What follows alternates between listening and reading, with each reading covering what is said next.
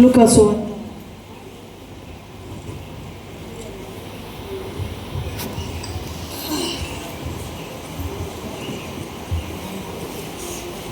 15వ అధ్యాయం 1వ వచనం చదువు.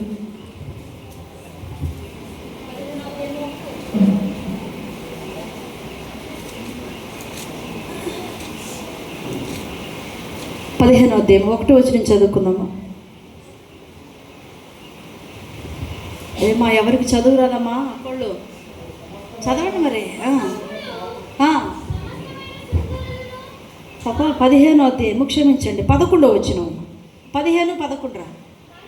మరియు ఆయన ఇట్లా నేను ఒక మనుష్యునికి 2 కుమారులుండిరి. చాలమ్మా చాలు నా వైపు చూడండి. ఇక్కడ నేను చెప్తాను. క్రైస్తవ్యంలో ప్రతి ఒక్కరికి తెలిసిన ఓ ఉపమానం ఏంటండి? చెప్పండి కొంచెం మాట్లాడండి. మీరు మాట్లాడితే కొంచెం బాగుంటుంది. నాకు తప్పిపోయిన కుమారుని ఉపమానం ప్రతి ఒక్కరికి తెలుసు. మనం క్రిస్మస్ అప్పుడు మధ్యలో ఈవెంట్స్ పెట్టుకున్నప్పుడు ఈ స్కిట్స్ కూడా వేస్తారు, అవునా కదండి?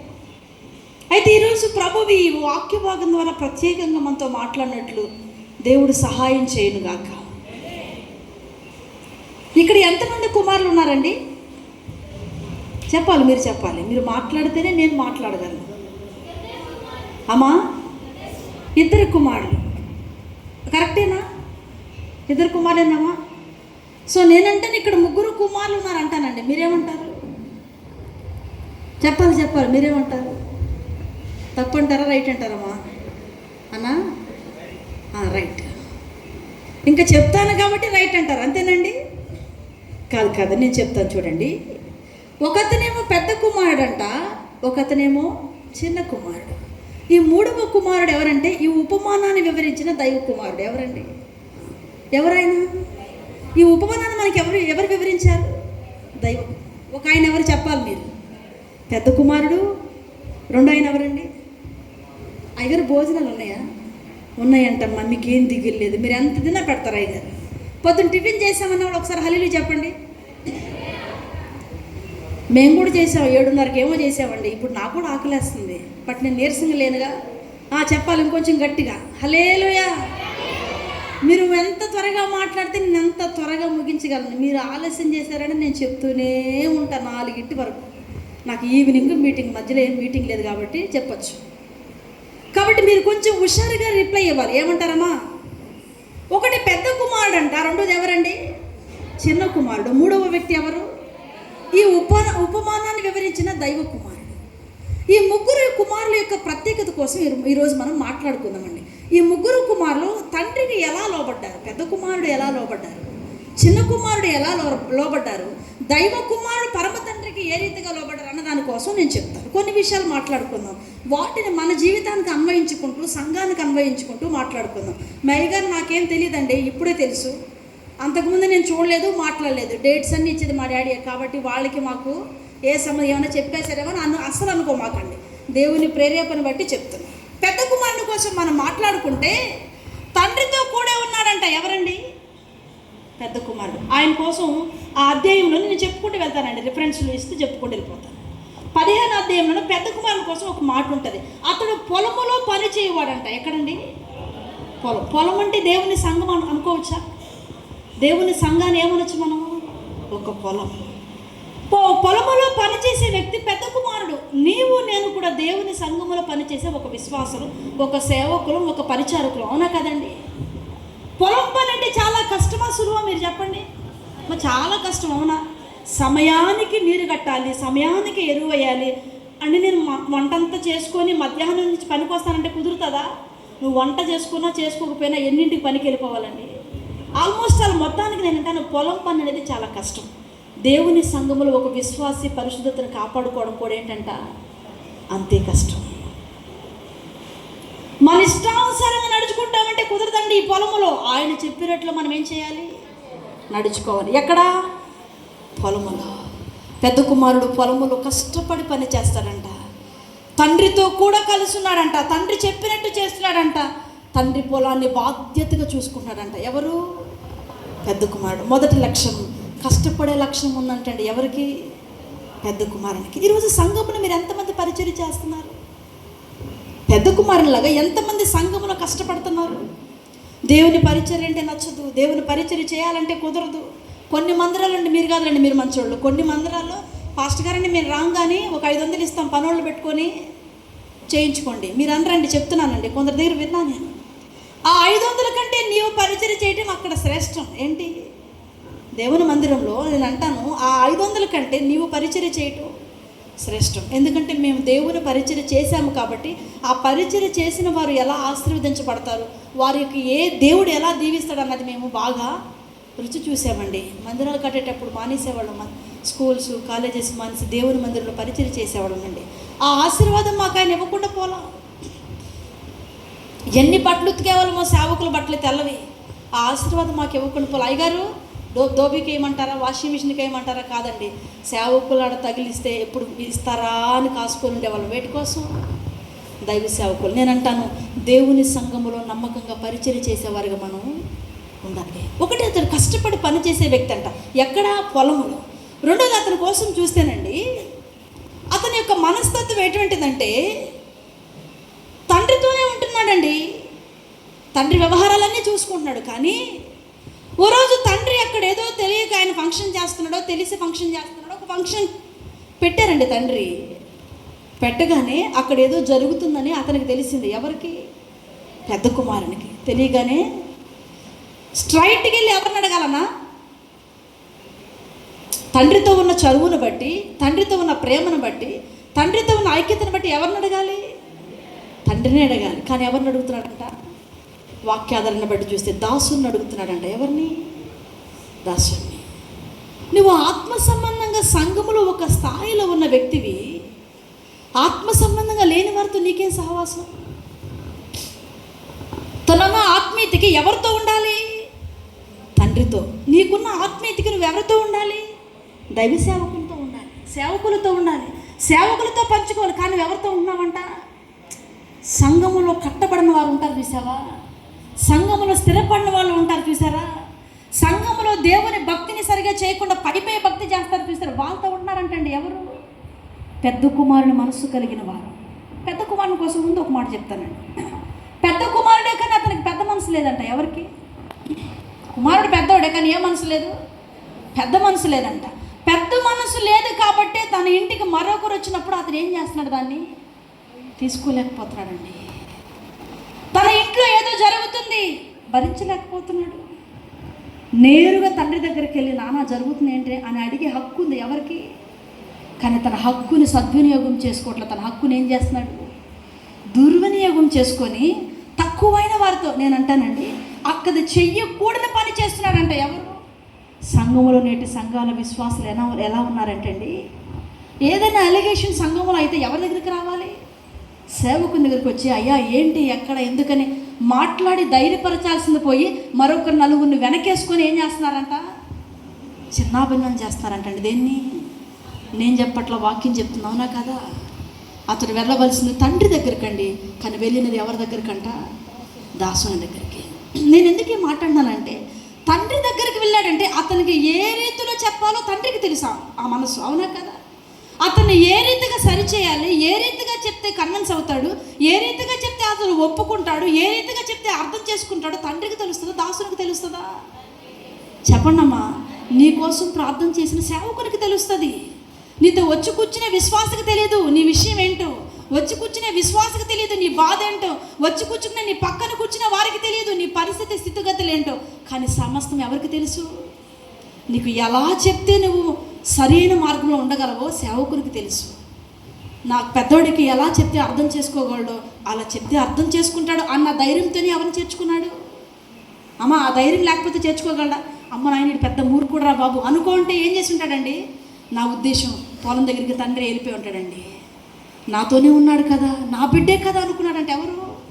తండ్రి. నేను చెప్పినట్టు వినకుండా ఎక్కడ పోతాడు? కానీ తన మనసులో ఎక్కడో ఏముందంట, తండ్రికి వ్యతిరేకమైన స్వభావం ఎక్కడో తన మనసులో పని చేస్తుంది. నేను అంటాను, తండ్రి దాన్ని గుర్తించలేకపోయాడు. ఏమనుకున్నాడు? నా విశ్వాసే కదా నన్ను దాటి వెళ్ళడు అనుకున్నాడండి. కానీ ఆ విశ్వాసం అంటాను తండ్రిని దాటిపోయి ఉన్నాడంట ఆల్రెడీ. ఎవరు?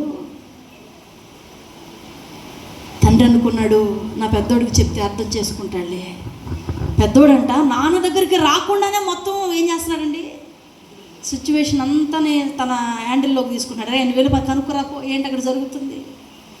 దాసుడు వెళ్ళాడండి, ఏదో జరుగుతుందయ్యా. మొత్తానికి తండ్రికి విషయం తెలిసింది, పెద్దోడు రావట్లేదు, అక్కడే ఉన్నాడని. తండ్రి అతని దగ్గరికి బయలుదేరి వెళ్ళాడంట. మూడోది, బయలుదేరి వెళ్ళి అడుగుతుంటే, లోపలికి రాయ్యా, ఏమంటున్నాడు, లోపలికి రా పెద్దోడా, తమ్ముడు వచ్చాడు, మనం కలిసి ఆనందించవలసిన సమయం ఇది. కానీ అప్పుడు మటుకు అతడు ఏం చేయడంట. నాకు చాలా విచారకరమైన ఒక మాట చెప్తానండి. సంఘంలో విశ్వాసాలు అందరూ సంతోషంగా ఉంటే ఒక బ్యాచ్ ఉంటారు, వాళ్ళకి సంతోషం ఉండదు. అర్థమవుతుందా? అందరూ కలిసి ఎంజాయ్గా హ్యాపీగా సభల నిమిత్తం కానీ కుడిగిల నిమిత్తం కానీ సరదాగా ఉంటారండి. ఒకరికి ఒక బ్యాచ్కి మటుకు సంతోషం ఉండదు. వీళ్ళందరూ బాగున్నారే, ఏంటంట వీళ్ళందరూ సంతోషంగా ఉన్నారే. దాన్ని ఇంకా చెప్పాలంటే కడుపులో మంటండి. ఎవరికి? తండ్రితో ఉన్న జనము, దాసులు, తమ్ముడు అందరూ సంతోషంగా ఉంటే వాళ్ళలో సంతోషంగా లేని వ్యక్తి ఎవరు? చెప్పండి ఎవరు? ఒక పెద్ద కుమారుడు మాత్రమేనండి. కానీ ఆ ఇంట్లో ముఖ్యమైన పాత్ర ఎవరు? తండ్రి తర్వాత అతనే. కానీ అతనికి ఏం లేదంటమ్మా, సంతోషం లేదంట. సంఘముల విశ్వాసులు సంతోషంగా ఉన్నప్పుడు మనం కూడా ఏం చేయాలంట, వారి సంతోషంలో పాలు పొందుకోవాలి. ఎవరైనా విచారంగా ఉన్నారు, అప్పుడు తెగ నవ్వుతారండి. ఏంటి పట్టడానికి అసలు వీలు పడదు, వాళ్ళని ఆపిన ఆగరు, నవ్వుతూనే ఉంటారు. ఎలా నడుచుకోవాలో తెలియదు పెద్ద కుమారుని వాళ్ళే. వాళ్ళు ఎక్కడుంటారమ్మా? రోడ్ల మీద ఉంటారండి. ఎక్కడుంటారు? తండ్రి పొలములోనే ఉంటారు, సంఘములోనే ఉంటారండి. రానా నా లోపలికి రా అంటే అంటాడు, నేను రానయ్యా. ఏమంటాడు? నా వల్ల కదా రాను. తండ్రి ఎందుకు అతన్ని లోపలికి రమ్మన్నాడంటే లోపల ఆశీర్వాదం ఉందండి. తండ్రి ఎందుకు అతన్ని లోపలికి రమ్మన్నాడంటే ప్రత్యక్షపు గుడారం లోపల ఏముంటుంది? ధూపవేదిక ఉంటుంది, సన్నిధి రొట్టెల బలి ఉంటుంది, గంగాళం ఉంటుంది. ప్రత్యక్షపు గుడారం ఆవరణములో, పరిశుద్ధ స్థలంలో, అతి పరిశుద్ధ స్థలంలో మన ఆత్మీయతకు కావలసినవన్నీ ఉపకరణములన్నీ అక్కడ ఉంటాయి. అవునా కదా? తండ్రి అంటాడు, లోపలికి రారా పెద్దోడ, లోపలికి రా. నేను రాను. లోపలికి వస్తే నువ్వు బాగుపడతావు, నీ బుద్ధి మారింది. లోపలికి వస్తే నీ మనసు మారుతుంది. లోపలికి వస్తే ధూపవేదిక ఉంది, అక్కడ ప్రార్థన చేస్తావు. లోపలికి వస్తే గంగాళం ఉంది, నీ పాపాలు కడుక్కుంటావు. లోపలికి వస్తే దీపవృక్షం ఉంది, నువ్వు వెలుగు సంబంధంగా మార్చబడతావు. లోపలికి రారా అంటే రానంటాడే. ఎవరు? పెద్ద కుమారుడు. నేను ఎప్పుడు ఎక్కడ ఉంటాను? బయటే ఉంటాను. ఏమంటాడండి? నేను ఎప్పుడు బయటే ఉంటాను. కొందరు అంతేనండి, మందిరంకి వస్తారు కానీ మందిరం లోపల అడుగు పెట్టరా. ఎక్కడుంటారు? బయటే. వాక్యం వినరు, ఆరాధనలో పాలు పంపులు పొందరు, పరిచయలో పాలు పంపులు పొందరు. కానీ మందిరం ఎక్కడికి వస్తారు? ఆదివారం మందిరికి బ్రహ్మాండంగా వస్తారండి. పెద్ద కుమారుడు కూడా అంతే. లోపలికి రమ్మని తండ్రి ఎంత ప్రతిమాలన, రావట్లేదు. రానా, అక్కడ ప్రార్థన ఉంది. నిత్యము పరిశుద్ధులతో కలిసి నువ్వు ప్రార్థన చేయొచ్చు. దీపవృక్షం దేనికి సాదృశ్యం? వెలుగు. నీ జీవితంలో పాపం ఉండదు, చీకటి ఉండదు. నువ్వు ఒక వెలుగు సంబంధిగా మార్చబడాలంటే నువ్వు ఎక్కడికి రావాలి? కొందరికి నచ్చదు, ఆత్మ సంబంధమైన లోతులోకి వెళ్ళాలంటే నచ్చదండి. పై వ్యవహారం అంటే చెప్పనా? మందిరం కనపడగానే ఏంటి చెప్పండి. మేము ఈ మధ్య ట్రైన్లో వెళ్తూ ఉన్నామండి. నర్సాపూర్ భీమవరం మీటింగ్ తీసుకొని గుడివాడ మీటింగ్కి ట్రైన్లో వెళ్తాము. మేము మాట్లాడుకుంటూ ఉంటే విన్నాడు ఒక కుర్రోడు. అబ్బాయి కూర్చొని అడుగుతున్నాడు, దశభాగం కోసం మీ అభిప్రాయం ఏంటండి అన్నాడు. ఎక్కడ పడితే అక్కడ మాట్లాడచ్చండి అట్లాంటి విషయాలు. తమ్ముడు, ఇది మాట్లాడే ప్లేసు కాదు, టైము కాదు, నీకు కావాలంటే వివరంగా చెప్తామయ్యా, ఇది సమయం కాదు, ఇక్కడ అడగకూడదు అన్నాడు.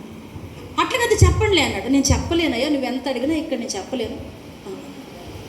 మీరు పుట్టినప్పటి నుంచి క్రైస్తవులు అని అడిగాడు. కాదయ్యా, మా నాన్నలు విగ్రహారాధికులు, మేము కన్వర్ట్ అయ్యాము. బైబిల్ చదివే మారారా అన్నాడు. లేదయ్యా, చదవలేదయ్యా, ఊరికే చూసి మారామన్నాను. ఎట్లా సరదాగా నాకు అల్లుడుతాను. లేదయ్యా, చదవలేదు, ఊరికే చూసి మారా. మళ్ళీ అడిగాడు, నిజమేనంటే నిజమే తమ్ముడు, చదవలేదు. వాక్యం చదవకుండా ఎలా మారుతాం? ఆ అబ్బాయి ముందు ఏం మాట్లాడినా అర్థం కాదని ఆ పిల్లోడు ఏం చెప్తే దానికి ఊపుతూ లేదు చదవలేదయ్యా. ఏమనుకున్నాడు? కామ్ అయిపోయాడండి. నేను ఎందుకు చెప్తున్నానంటే, ఎలా మాట్లాడాలో ఎలా ప్రవర్తించాలో ఎవరికి తెలియదంట. పెద్ద కుమారునికి తెలియట్లా. పరిస్థితులను బట్టి మలుచుకునే మనసు ఎవరికి లేదంటండి పెద్ద కుమారునికి. సంఘముల విశ్వాసులకు కూడా దైవ సేవకులతో ఎలా మాట్లాడి ఎలా ఉండాలో కూడా ఈ మధ్య తెలియట్లేదండి. పెద్ద కుమారుని వలె. అయితే తండ్రి ఎంత బ్రతిమాలుతున్నా లోపలికి మటుకు రావట్లేదండి. ఎక్కడున్నాడంట? నాలుగోదిగా అతన్ని బ్రతిమాలుతున్నాడంట, చేతులు పట్టుకొని రాను. రాకపోగా మళ్ళీ అంటాడు, పెద్ద కుమారుడు అంటాడు, ఏమంటారంటే ఆయన, నానా చిన్నప్పటి నుంచి ఎప్పుడైనా నిన్ను సేవించకుండా నేను తల్లిదండ్రులను ఏం చేయాలి? అమ్మా గౌరవించాలి, సన్మానించాలి. దేవుణ్ణి ఏం చేయాలి? సేవించవలసింది ఎవరిని? దేవుణ్ణి. గౌరవించవలసింది, సన్మానించవలసింది ఎవరిని? మనోడు అన్నీ ఆపోజిటేనండి. దేవుణ్ణి సేవించవలసిందైతే ఎవరిని సేవిస్తున్నాడంట? నాకు అనిపించింది తండ్రిని సేవించాడు కాబట్టి అతను నిజమైన భక్తిలో స్థిరపడలేదు. ఎవరిని సేవించాలో తెలియదు, ఎవరిని గౌరవించాలో తెలియదు, ఎవరిని సన్మానించాలో తెలియదు. ఎవరికి?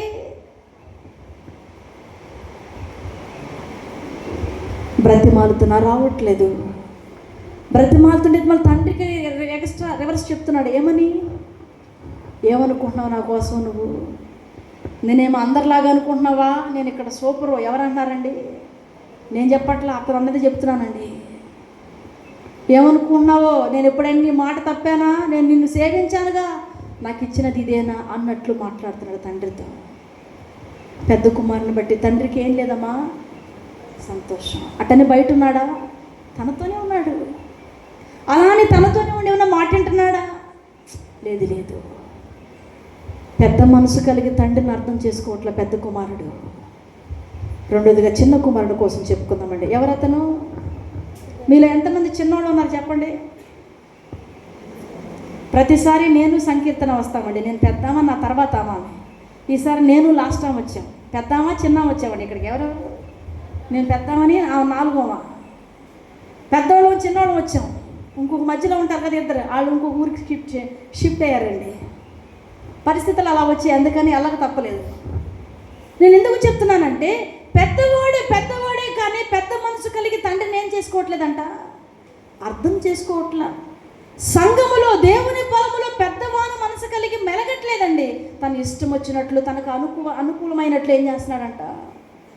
రెండోదిగా మనం చూస్తే చిన్న కుమారుడు డైరెక్ట్ మ్యాటర్లకు వచ్చేస్తాడు. ఇక ముందు వెనక ఆలోచన ఏముండదు. ఎవరికండి? ఏం అడగాలనుకున్నాడు అది అడిగేస్తాడండి. ఏంటి? కొందరు ఉంటారుగా మొహం మీద అడిగేవాళ్ళు. చెప్పండి ఉంటారు కదమ్మా, ఆ బ్యాచ్. మనోడు కూడా ఏ బ్యాచ్ అండి? నాకు ఆస్తి కావాలి, ఇస్తావా? ఇవ్వవా? ఒకవేళ ఇవ్వనంటాడు, పరిస్థితి ఏంటి? గొడవాడతాడేమో, పోలీస్ స్టేషన్కి వెళ్తాడేమో. క్రైస్తవుడు వెళ్ళట్లేదండి. పాస్టర్ చెప్పాడు, నాకు అన్నీ వచ్చాడు, పోలీసు అన్నీ వచ్చాడు. పాస్టర్ గారు విశ్వాసం కొట్టుకుంటే పోలీస్ స్టేషన్కి వచ్చారు. ఎక్కడికి? అమ్మ ఇది మరీ ఘోరం అని అంటే, అమ్మ ప్రేమించిన వాడు వస్తున్నారు, పొలాల్లో వస్తున్నారు, అందులో పాస్టర్ కూడా వస్తున్నారు. అమ్మ ఎక్కడికి? గుంటూరులో పోలీస్ అండి. అన్న నిన్న చర్చి దగ్గరికి వచ్చి ఇలా మాట్లాడుతూ ఉన్నారు. మనోడంతా డైరెక్ట్ అడుగుతాడు, ఇస్తావా ఇవ్వవా? పాస్టర్ గారు వస్తారా రారా? పరిస్థితి ఎలా ఉందో అర్థం చేసుకోరు విశ్వాసులు. ఏంటి? వస్తారా రారా? అన్నం తింటూ ఉంటారండి, ఫోన్ వచ్చింది, కడిగేసుకుని ఏం చేయాలి సేవకులు? మా బాధ్యత అది చేయాలి, తప్పదు, కాదనట్లేదు. దేవుడు మమ్మల్ని అందుకే ఏర్పరచుకున్నాడు. కానీ కొంచెమైనా ఏముండాలి? ఉండాలి కదా. చిన్న కుమారుడు వచ్చాడంట, నాకు రావాల్సినది ఇస్తావా ఇవ్వవా? సరే రావాల్సింది ఇస్తావా ఇవ్వమని అడుగుతున్నాడు. అతడు ఏమైనా సంపాదించి పెట్టాడా? ఏమా చెప్పండి. ఒక మాట చెప్పిన, తనలో ప్రవహిస్తున్న రక్తం కూడా తంది కాదు. ఎవరిది? ఎవరికి చెప్పండి? తన తండ్రిది. ఒక మాట చెప్పున,